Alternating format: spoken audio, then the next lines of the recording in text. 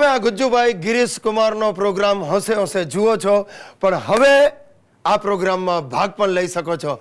તમારામાં કોઈ પણ જાતની ટેલેન્ટ હોય તો અમે તમને આમાં ચાન્સ આપીશું. અમને જરૂર લખી મોકલો. હે ડોબા, ટેલેન્ટ માટે લોકોને હું કહેવા માંડો? અરે ટેલેન્ટ તો તારા ઘરમાં જ છે. એ ગિરિયા મને ઈ કે આપણે જો મ્યુઝિક આલ્બમ બનાવવું હોય તો કેટલા પૈસા જોઈએ એમાં? કાંઈ નહીં, આપણે બનાવીએ તો પૈસા જોઈએ, પણ આપણે બનાવીએ જ શું કામ? અરે પણ તારે નથી બનાવવું, મારે તો બનાવવું છે ને. અરે ગિરિયા, હું વાત કરું, મેં તો ભજનો લખી રાખ્યા છે અને આલ્બમનું નામે નક્કી કરી નાખ્યું છે, સંત શિરીષ બાબાની પવિત્ર પછેડી. બાપુજી, નવરા બેઠા નખો વાળવાનું રહેવા દો. આ સંત શિરીષ બાબાની પછેડી કાઢવા જતા ઘરની ચાદરો વેચવાના વારા આવશે. હવે ચૂપ રે ડોબા, ધંધામાં તને શું ખબર પડે? અરે ગઈકાલના સંગીતકારો લારી ચલાવીને આજે આલિશાન બંગલામાં પહોંચી ગયા છે. એ ભલે પહોંચી ગયા, પણ આપણે આ તમારા ભજનોની સીડી બહાર પાડશું ને તો આ ફ્લેટમાંથી બહાર નીકળીને લારી ચલાવવાના વારા આવશે. અરે તને ખબર છે આજકાલ કેટલા બધા મ્યુઝિક આલ્બમો બહાર પડ્યા છે? બચ્ચું મારો બચરવાળ, પુરુષોત્તમ દાસના પ્રભાતિયા, સાડીમાં સુકાયો મારો માળીનો જાયો. પણ તમને ખબર છે આ બધા આલ્બમો લારીમાં પડ્યા સડે છે.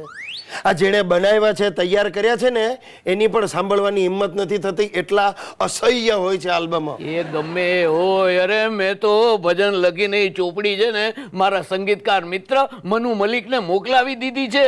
અરે એને તો રેકોર્ડિંગ પણ શરૂ કરી દીધું છે. અરે સાંભળ, એને ગીત બનાવ્યું છે.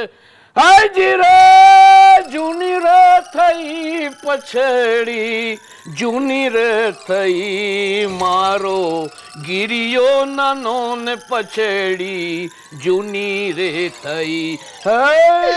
જૂની. બસ કરો બાપુજી, બસ કરો. મને વધારે ત્રાસ ના આપો ને તો મારું હાર્ટ ફેલ થઈ જશે. અરે જો તું ગુજરી જાય ને પેલા એક કામ કરતો જાજે, 45,000 રૂપિયાનો ચેક લખતો જાજે. માલે ઓલા રેકોર્ડિંગ વાળાને ચૂકવવાના છે. આ આજકાલના છોકરાઓ મોટાઓનો વાદ લેવા માંડ્યા છે. મોટાઓ જે કરે એ જ એમને કરવું છે.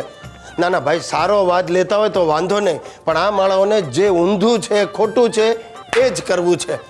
આ મારો હિતિયો હમણાં 2 દિવસથી સત્યાગ્રહ પર ઉતર્યો છે. મને કહે છે કે મને નવી બાઈક અપાવો ને તો હું આ મરણાંત ઉપવાસ કરીશ. બોલો, આ સોસાયટીના ગેટ પાસે શેતરંજી પાથરીને બેઠો છે. દર 5-5 મિનિટે ઊભો થઈને નારા લગાવે છે, ગિરીશ કુમાર હાય હાય, ગિરીશ કુમાર હાય હાય. સાહેબ, મારે તો સોસાયટીમાં મોઢું બતાવવાનું ભારે થઈ ગયું છે. નપાવટ હમણાં મને મળવા આવવાનો છે વાટાઘાટ કરવા માટે.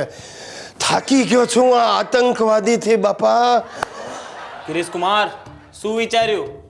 એ ડોબા, વિચારવાનું મારે નહીં, તારે છે.